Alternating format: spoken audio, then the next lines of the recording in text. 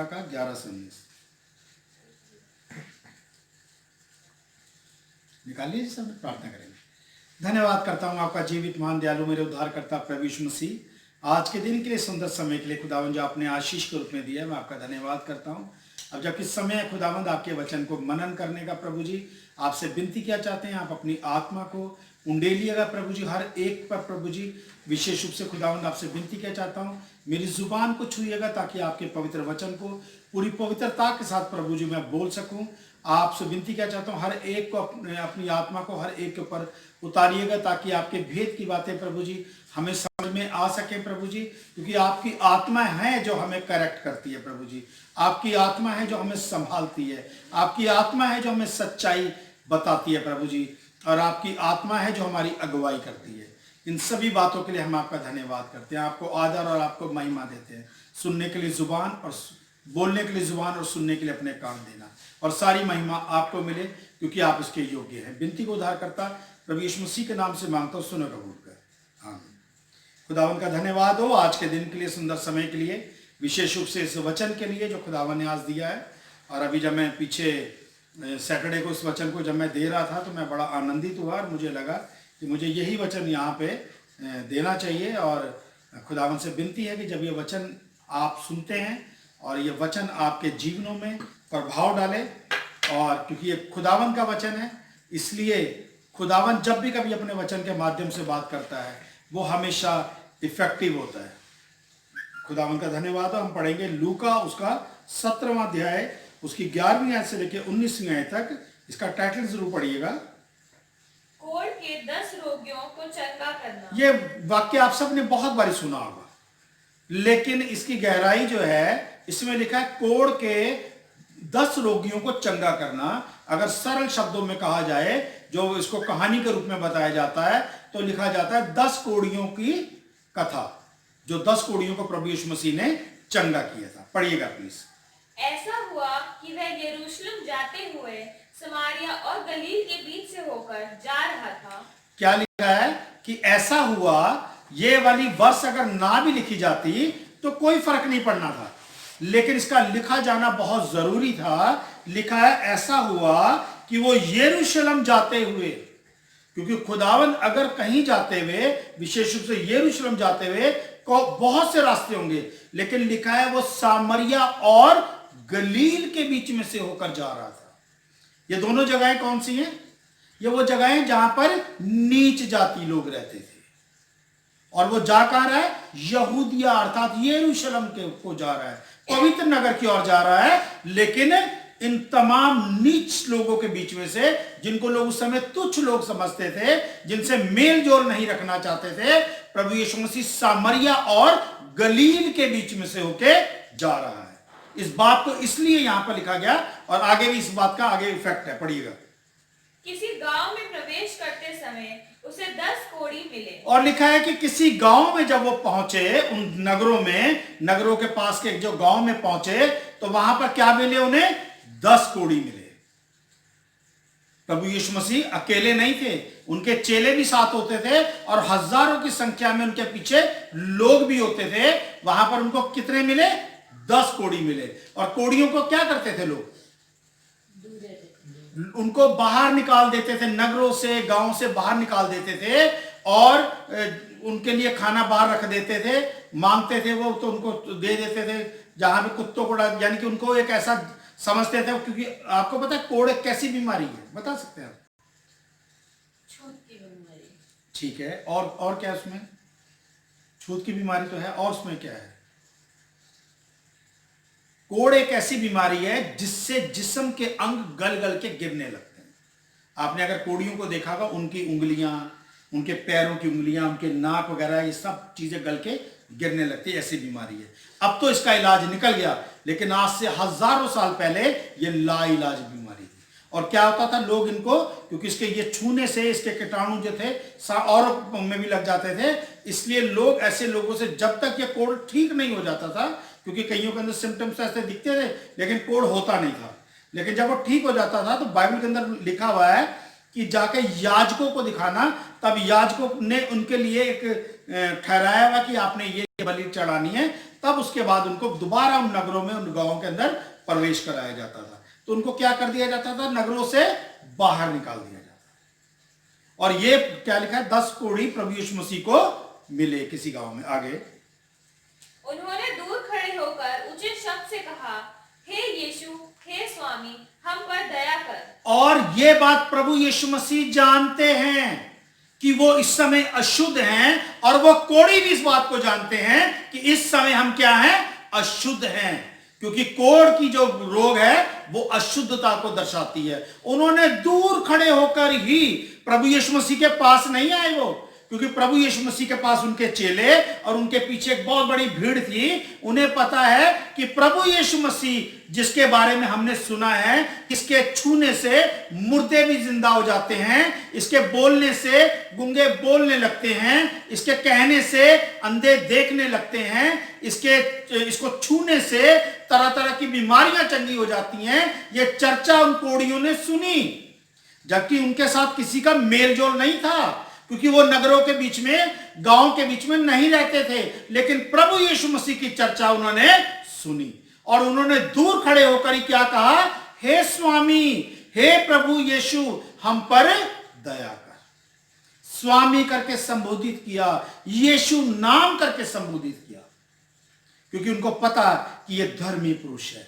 उन्होंने किसी और से नहीं कहा, उन्होंने क्या कहा?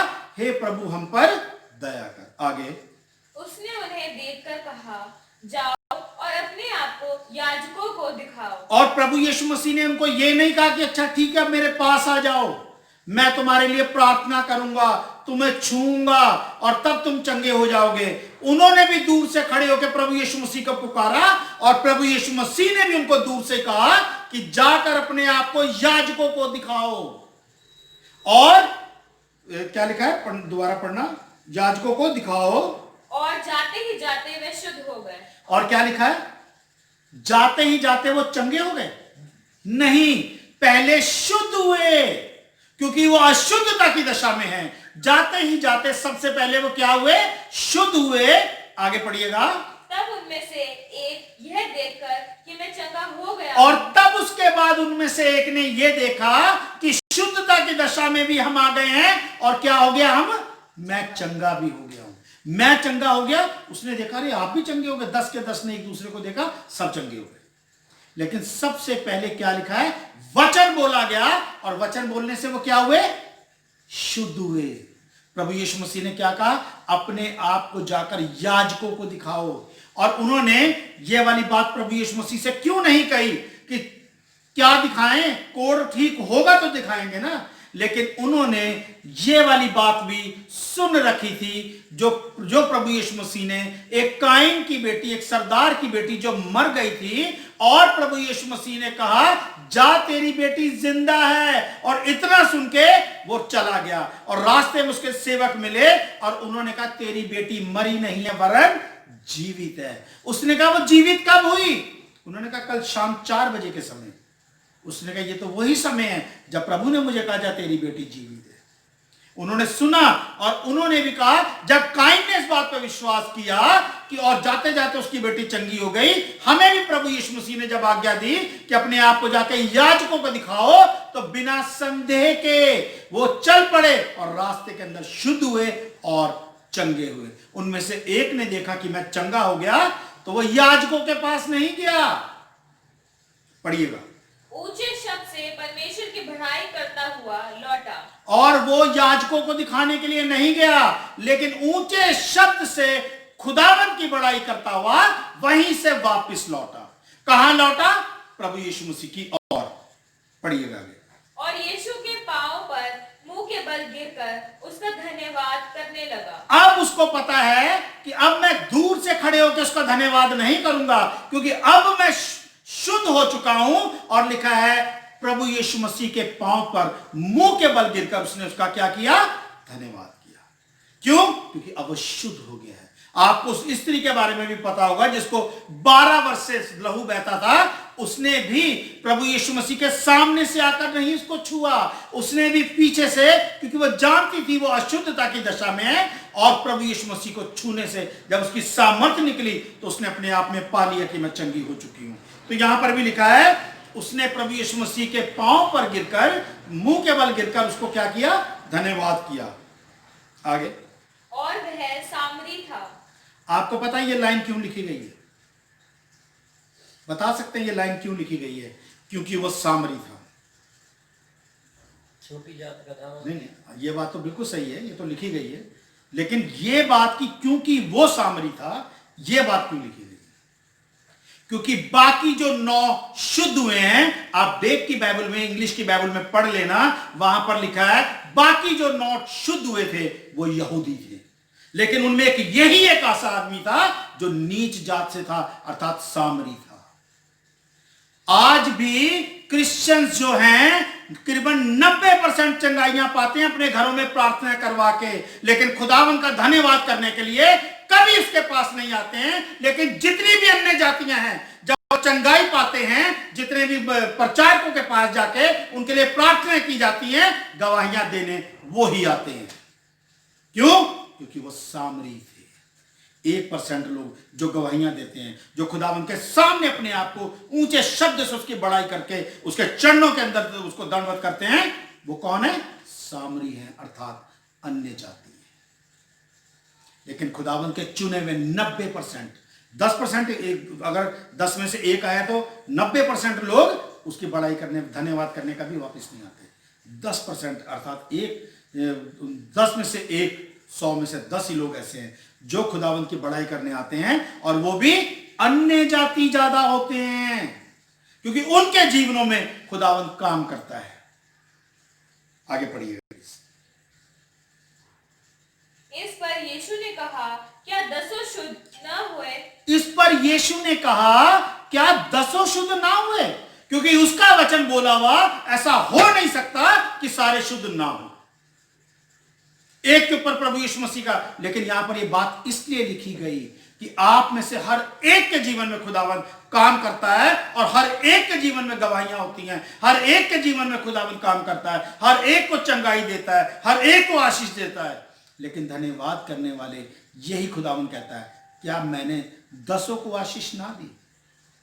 क्या जितनी मेरी प्रजा है उन सबकी मैं प्रार्थनाएं नहीं सुनता?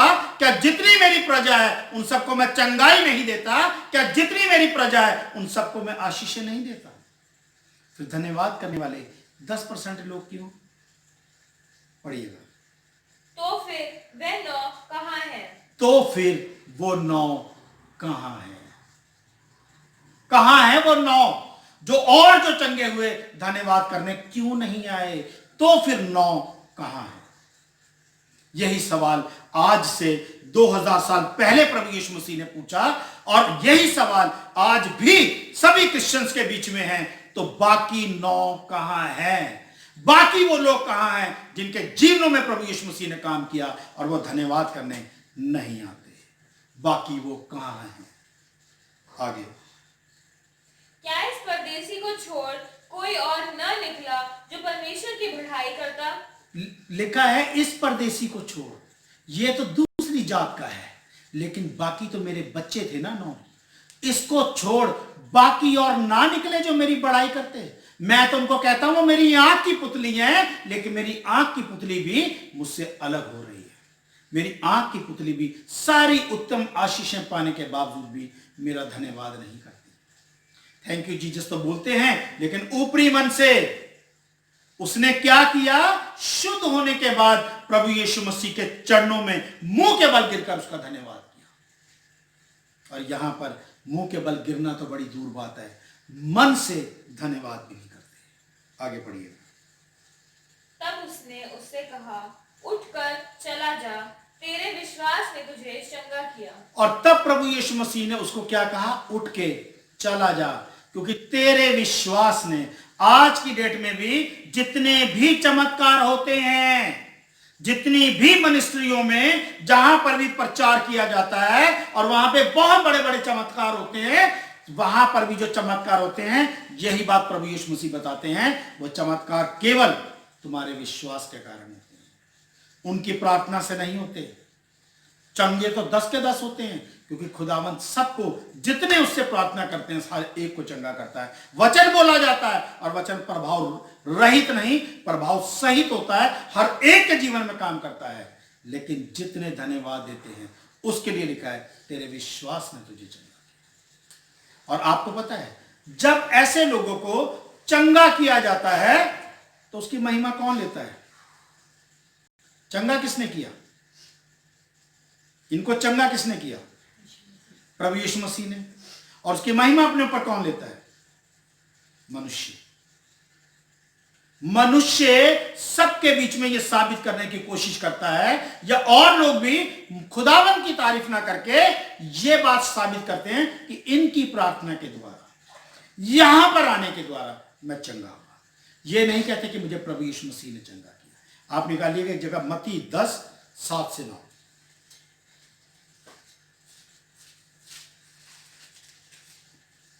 उसके बाद प्रेरितों के काम 12:20-23 पढ़े।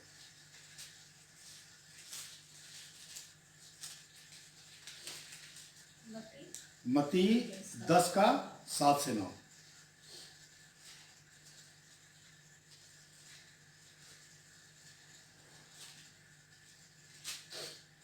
और चलते चलते ये प्रचार करो, स्वर्ग का राज्य निकट आ गया है। सबसे पहले तो चेलों को प्रभु यीशु मसीह ने कमांडमेंट दी कि चलते चलते भी, चाहे कोई सुने या ना सुने, आपको यह प्रचार करना है कि स्वर्ग का राज्य निकट आ गया है। स्वर्ग का राज्य कौन? अर्थात प्रभु यीशु मसीह, क्योंकि वही वो स्वर्ग की रोटी है जो हमारे बीच में उतर के आई है। जब वो हमारे बीच में उतर के आ गई तो वो आपके बीच में है। स्वर्ग का राज्य निकट आ गया है।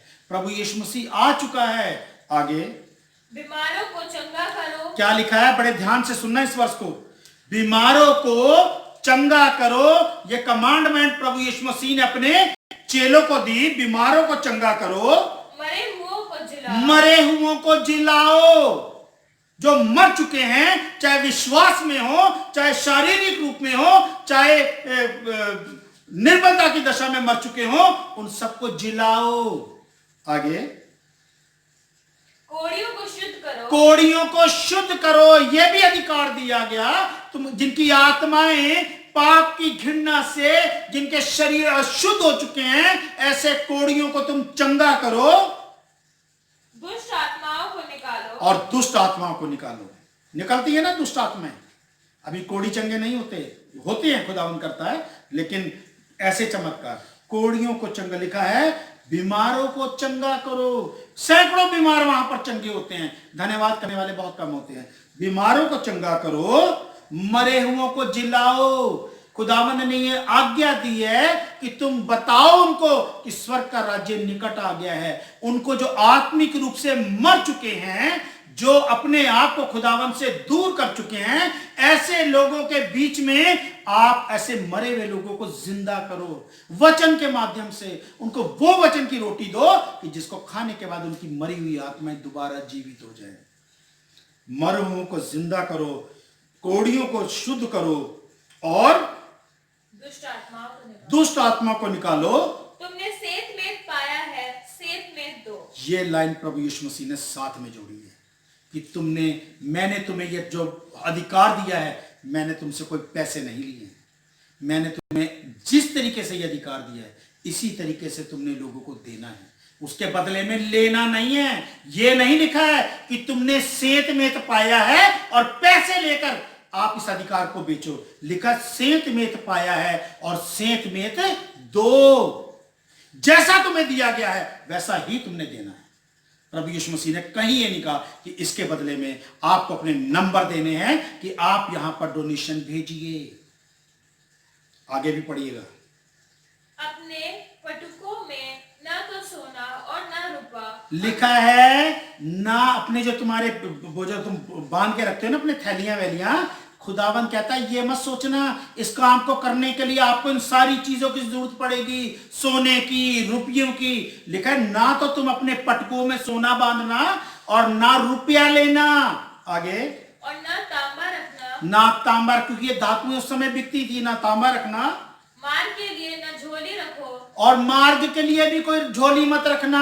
रास्ते में जा रहे हैं, प्यास लगेगी, ये खुदावन कहता है कुछ नहीं लेना तुमने, केवल तुम्हारे पास वचन होना चाहिए। और वचन भी कैसा? बिल्कुल प्योर। सेंत मेत पाया है, सेंत मेट दो। आगे, न दो कुर्ते, न जूते और न लाठी लो। और प्रभु यीशु मसीह कहते हैं कुर्ते भी तुम्हें दो लेने की जरूरत नहीं है कि एक गंदा हो गया तो दूसरा पहन लेंगे।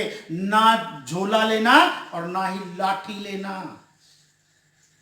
आगे, क्योंकि मजदूर को उसका भोजन मिलना चाहिए। खुदावन कहता है ये मेरा काम है, तुम मेरे मजदूर हो, अंत समय के विश्वासियों के बीच की फसल काटने वाले हो। तुम्हें भोजन, कपड़ा और ये सारी आवश्यकता की चीजें देना मेरा काम है।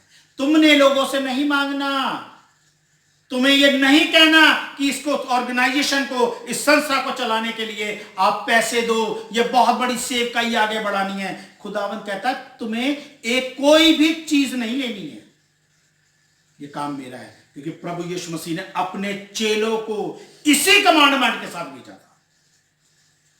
किसी को कुछ नहीं कहा कि तुम ये लेके चलो, रास्ते में तुम्हारे काम आएंगे, कम से कम और कुछ नहीं, 2 जोड़ी कपड़े तो ले लो। प्रभु यीशु मसीह ने कहा 2 जोड़ी कपड़े भी नहीं लेने तुमने, जूते भी नहीं दूसरे लेने।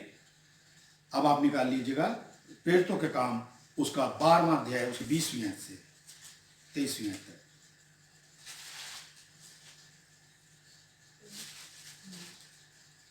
उसी क्षण प्रभु के एक स्वर्गदूत ने तुरंत उसे मारा। नहीं, 12 का 20 से पढ़ो ना। हेरोदेस सूर और सैदा के लोगों से बहुत अप्रसन्न था। यहां पर लिखा है हेरोदेस जो था, आपने हेरोदेस का जिक्र प्रभु यीशु मसीह के पैदा होने के समय में भी सुना होगा। ये एक राजा की ऐसी उपाधि है कि उसके बाद उनके वंश के जितने भी लोग राजा बनते थे, उन सब के नाम के आगे हेरोदेस लगता था। जैसे डॉक्टर होता था ना, डॉक्टर एक डिग्री होती है, ऐसे हेरोदेस भी एक डिग्री है। तो यहां पर लिखा है हेरोदेस राजा जो था वो सूर और सैदा के लोगों से बहुत ज्यादा अप्रसन्न था, नाखुश था। किनसे?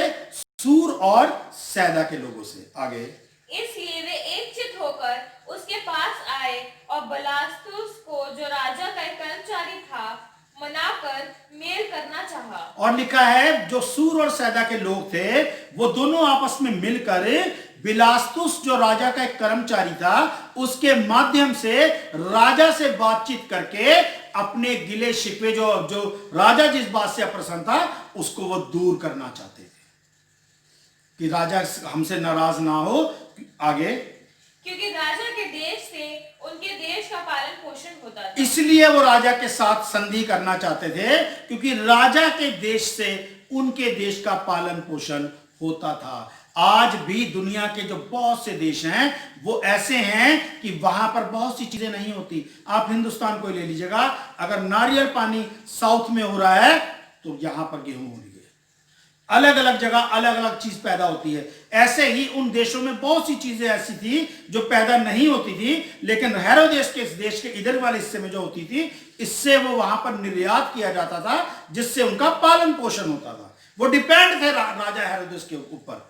आगे, ठहराए हुए दिन हेरोदेस राज वस्त्र पहनकर सिंहासन पर बैठा। लिखा है ठहराए हुए दिन, जो समय हेरोदेस ने उनके साथ मीटिंग के लिए नियुक्त किया, उस दिन हेरोदेस राजा राजकीय वस्त्र पहनकर अपने सिंहासन पर बैठा।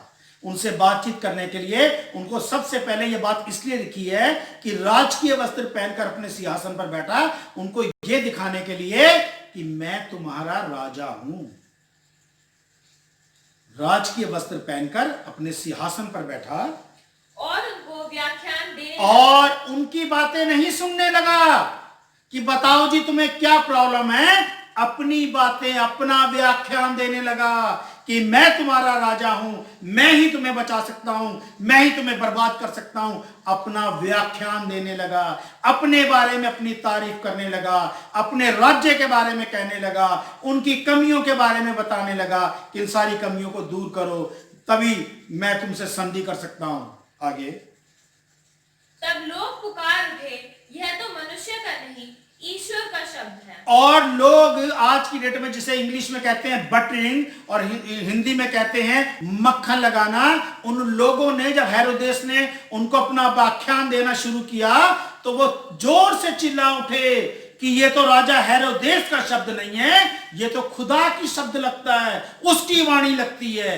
इतने अच्छे शब्द ये कोई इंसान नहीं, खुदा बोल रहा है। आगे, उसी क्षण प्रभु के एक स्वर्गदूत ने तुरंत उसे मारा, क्योंकि उसने परमेश्वर को महिमा न दी। लिखा है उसी क्षण, ये नहीं लिखा 2-4 दिन बाद या महीने बाद या साल बाद। उसी क्षण खुदा के एक स्वर्गदूत ने उसको ऐसा मारा।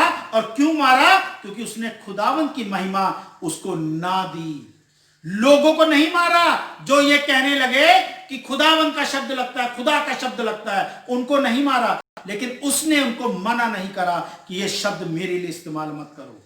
अर्थात ये उन प्रचारकों के लिए लाइन है जब लोग उनकी तारीफ करते हैं और उनको मना नहीं करते कि ये महिमा मुझे मत दो, इस महिमा के योग्य अगर कोई है तो वो खुदा है, वो अगर इस महिमा के योग्य कोई है तो वो प्रभु यीशु मसीह है।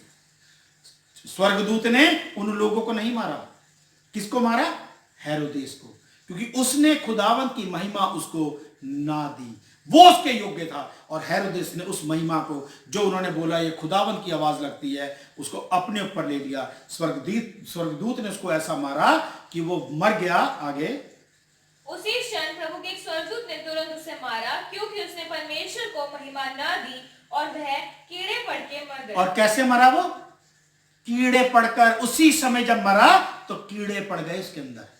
खुदावंत ऐसी मार मारता है, इसलिए खुदावंत की महिमा कभी अपने ऊपर नहीं लेनी चाहिए। एक जगह से और निकालेंगे, दूसरा राजा उसका 5वां अध्याय,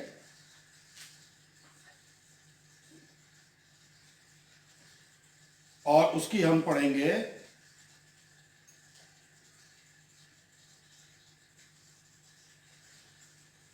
16वीं आयत से पढ़ेंगे। लेकिन उसके बारे में मैं पहले आपको बता दूं।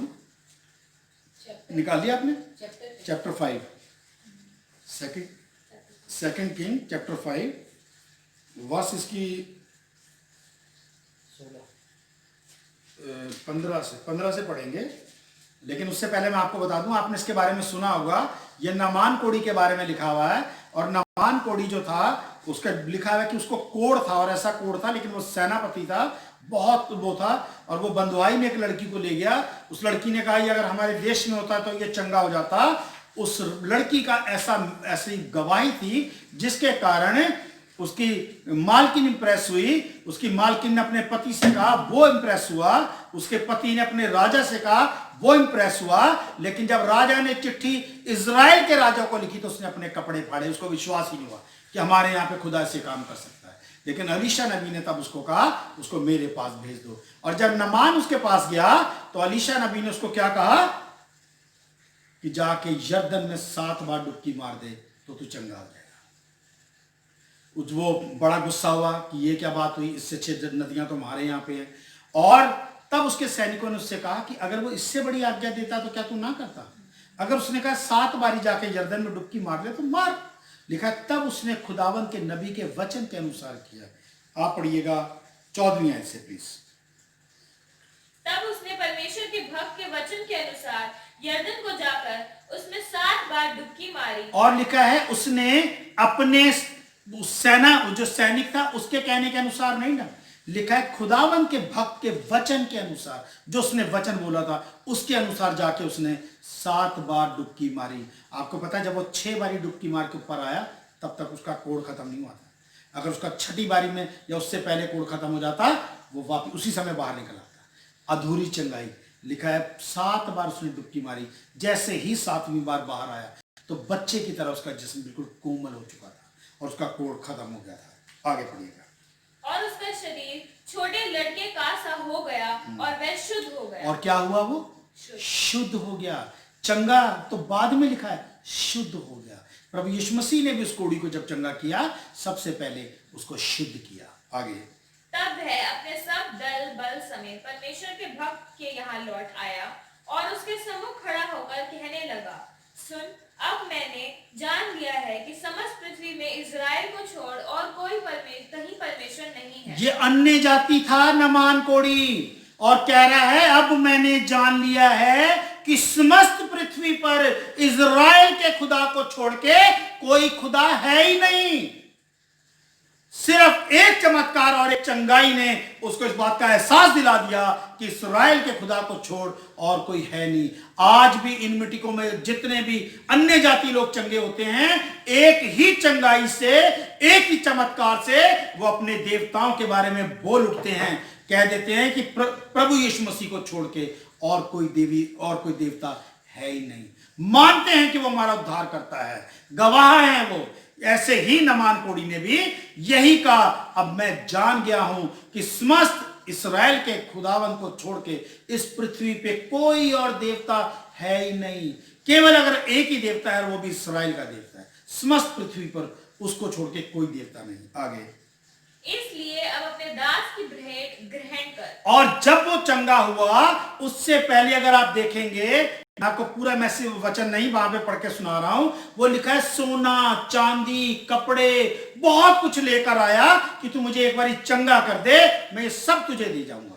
तो अब उसके बाद क्या हुआ, जब वो चंगा हुआ तो क्या हुआ, अलीशा से कहने लगा अपने दास की भेंट को ग्रहण कर। सेनापति पहले तो जब खड़ा हुआ एलीशा के आगे तब घोड़े पर था, लेकिन अब उसके सामने पता है ये नबी है, खुदावन का वचन बोलने वाला है। अब उसके सामने खड़ा होके अपने आप को, अब सेनापति नहीं बोल रहा, अब अपने आप को क्या बोल रहा है, अपने दास की भेंट को ग्रहण कर। कहां वो लड़की जो उसके यहां काम कर रही है, वो उसकी नौकरानी है, लेकिन आज वो इस्राएल के खुदा का दास हो गया, उसके दास का भी दास हो गया।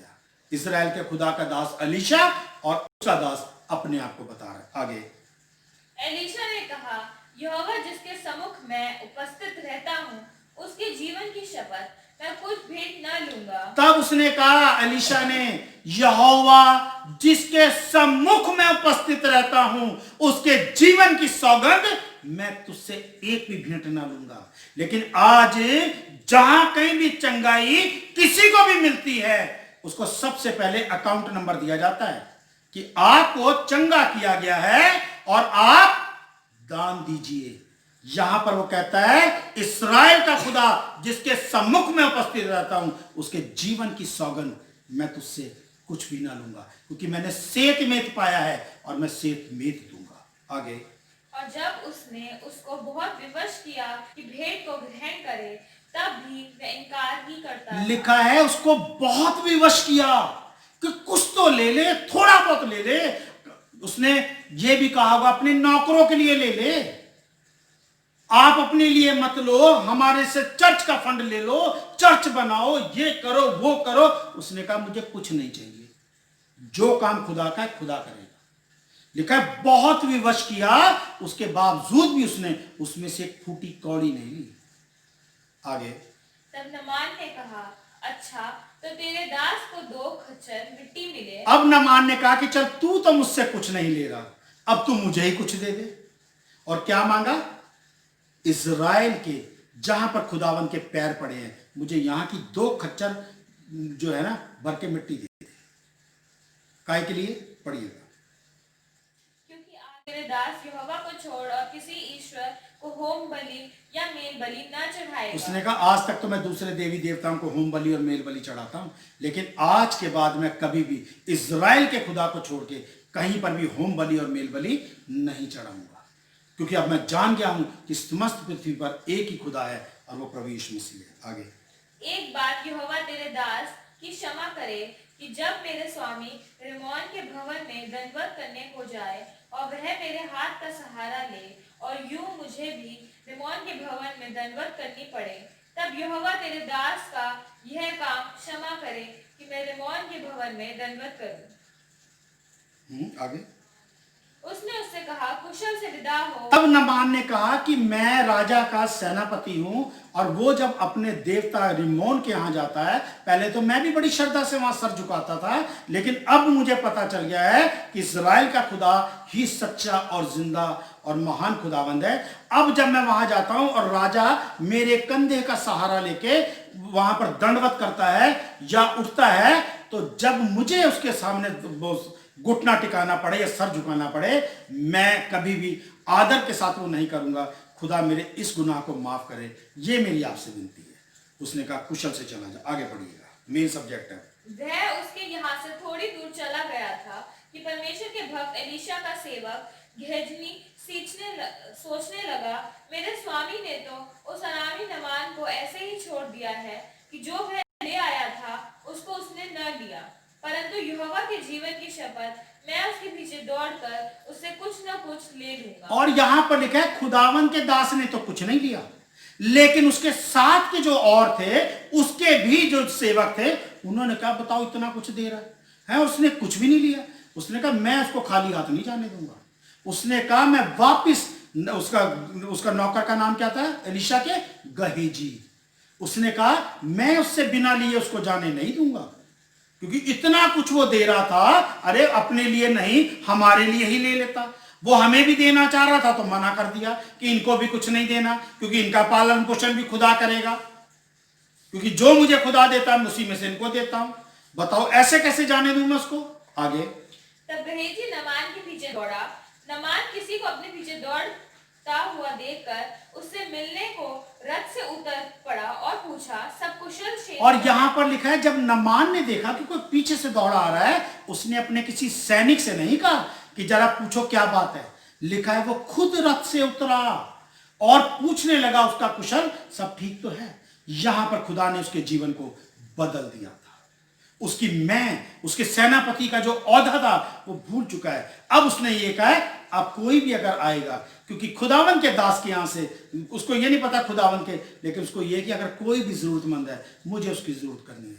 वो खुद रथ से उतरा और पूछने लगा सब कुशल तो है। आगे, उसने कहा, हाँ सब कुशल है, परंतु मेरे स्वामी ने मुझे यह कहने को भेजा है कि एफ्राइम के पहाड़ी देश में भविष्यद्वक्ताओं के चेलों में से 2 जवान मेरे यहाँ अभी आए हैं, इसलिए उनके लिए एक किक्कार चांदी और 2 जोड़े वस्त्र दे। अब उसने कहा कि सब कुछ ठीक है। उसने कहा सब ठीक तो है, हाँ जी सब कुछ ठीक है, लेकिन अभी एक दूसरे देश से 2 जो लोग आए हैं, मेरे स्वामी ने इसलिए मुझे आपके पास भेजा है कि मुझे तो कुछ नहीं चाहिए था, लेकिन आप ऐसा करो उनके लिए एक किक्कर चांदी में कितना आता है, 35 किलो चांदी होती है, और 2 जोड़ी कपड़े दे दो। उन दोनों के लिए एक जोड़ी कपड़ा और एक किक्कर चांदी दे दो। आगे, नामान ने कहा, खुशी से 2 किक्कार ले लो। और नामान ने क्या कहा, अरे एक किक्कर नहीं, मैं तो चाह रहा था वो सारा ले। वो तो उसने लिया नहीं एलीशा ने, लेकिन तू अगर उसने भेजा है तो तू एक किक्कर नहीं, तू 2 किक्कर चांदी लेके जा। आगे, तब उसने उससे बहुत विनती करके 2 किक्कार चांदी अलग थैली में बांधकर 2 जोड़े वस्त्र अपने 2 सेवकों पर लाद दिया। अब अगर एक किक्कर चांदी 35 किलो थी तो उसने अपने 2 सेवकों को भेजा कि जाके जहां पर ये कहता है इसके स्वामी के वहां पे छोड़ के आओ। ये नहीं कि उसको कहा कि तू लेके यहां से कपड़े भी जा, चांदी नहीं, तू वहां से आया है जिसका मैं दास बन चुका हूं। जैसे तू उसका दास है वैसे मैंने भी उसको अपना स्वामी कहा है। तो उसने अपने सेवकों के हाथ 2 जोड़ी कपड़े और 2 किक्कर चांदी लाद कर भेज दी। आगे, और वह उन्हें उसके आगे आगे ले चले। जब वह टीले के पास पहुंचे तब उसने उन वस्त्रों को उनसे लेकर घर में रख दिया और उन मनुष्यों को विदा किया और वे चले गए। और लिखा है जब वो अपने वहां पर टीले के पास पहुंचा, अब एलीशा का वो आने वाला था। अब राजा तो नेचुरली जब वो वहां से वापस आते तो उनसे नामान तो पूछता ना, हाँ जी सब रख दिया था, कुछ कह रहे थे, लेकिन उसने उनको उनके पास नहीं जाने दिया। टीले के पास पहुंच के सामान उनसे लेके और उनको वहीं से विदा कर दिया। नहीं तो नामान को भी पता चल जाता कि वो गेहजी ने अपने लिए लिया है, क्योंकि उसने वहां पर क्या कहा, मेरे स्वामी ने मंगवाया है, और उनको वहीं से विदा करके अपने घर में रख के क्या हुआ, तब वह भीतर जाकर अपने स्वामी के सामने खड़ा हुआ और अपने स्वामी के सामने ऐसे खड़ा हो गया जैसे कुछ हुआ ही नहीं। आज की डेट में भी सब कुछ लेते कौन है, खुदावन के सेवक, और खुदावन के सामने जाके खड़े ऐसे हो जाते हैं जैसे उन्होंने कुछ लिया ही नहीं। सबको यही कहते हैं हमें नहीं चाहिए, लेकिन यहां पर भी यही, खुदा ने नहीं लिया लेकिन उसने लिया, सेवक ने, और जाके अपने स्वामी अर्थात खुदावन के आगे खड़ा हो गया और क्या कहता है, मैंने कुछ किया ही नहीं, मैं तो सब आपके लिए कर रहा हूं। आगे, एलीशा ने उससे पूछा, हे गेहजी तू कहां से आता है? उसने कहा, तेरे दास तो कहीं नहीं गया। तब एलीशा ने गेहजी से पूछा, कहां से आ रहा था? उसने कहा मैं तो यही था तेरा दास, मैंने कहाँ जाना है, मैं आपको छोड़ के कहीं जाता ही नहीं। आगे उसने उससे कहा, जब वह पुरुष इधर मुंह फेरकर तुझसे मिलने को अपने रथ पर से उतरा, तब से वह पूरा हाल मुझे मालूम था। उसने कहा जब तू उसके पास गया और वो रथ से उतर के फिर के तेरे से जो जो तेरी उसकी बात हुई, जो जो तूने उसको कहा, जो जो उसने तुझको दिया, जो जो तूने उससे लेके अपने घर में छुपाया, सारी बात मुझे मेरे खुदा ने यही बता दी है। तू झूठ बोलता है कि मैंने लिया नहीं। मनुष्य से झूठ बोल सकते हो, खुदा से झूठ नहीं बोल सकते। आगे, क्या यह समय चांदी या वस्त्र या जैतून या दाख की बारियां, भेड़ बकरियां, गाय बैल और दास दासी लेने का है? लिखा है मन फिराओ क्योंकि स्वर्ग का राज्य निकट है। यही कहा ना प्रभु यीशु मसीह ने अपने चेलों से। और क्या कहा, ना तो रुपया लेना, ना तांबा लेना, ना अपने अपने दो जोड़ी कपड़े लेना, ना जूते लेना। यहां से भी हजारों साल पहले यही बात खुदा ने लिखवा दी अपने नबी के द्वारा। ये समय इन चीजों को लेने का नहीं है। भेड़ बकरियां, सोना चांदी, रुपया, ये सब लेने का समय नहीं है। क्या आप दोबारा पढ़िएगा इस वर्ष को? क्या ये समय चांदी या वस्त्र या जैतून या दाख की बारियां, भेड़ बकरियां, गाय बैल और दास दासी लेने का है? सारी बातें आ गई इसमें। खुदावन कहता कि आज ये समय उन चीजों का है कि तुम इन सारी चीजों को लो, खुदावन के नाम पे दो, हमें इस्तेमाल करनी है। ये समय अंत का समय है। मन फिराओ क्योंकि स्वर्ग का राज्य निकट है। सेंत में तो पाया है, सेंत में तो दो। अपने लिए भी मत लो और दूसरों के लिए भी मत लो। आगे, इस कारण से नमान का कोढ़ तुझे और तेरे वंश को सदा लगा रहेगा। जो लोग ये काम करते हैं, ये जो दुनिया भर की जो बीमारियां दुष्ट आत्मा निकालते हैं, बाइबल में लिखा है इसलिए नमान का कोढ़ तुझ पर और तेरे वंश पर सदा के लिए बना रहेगा। आगे, तब वह हिमसा श्वेत कोढ़ी होकर उसके सामने से चला और गया। उसी समय वो हिमसा श्वेत होकर कोढ़ी होकर उसके सामने से चला गया। खुदावंद ने कहा है सेंत में पाया है, सेंत में दो। खुदावंद आप सबको बहुत बहुत बहुत आशीष दे। सबको जय मसीह।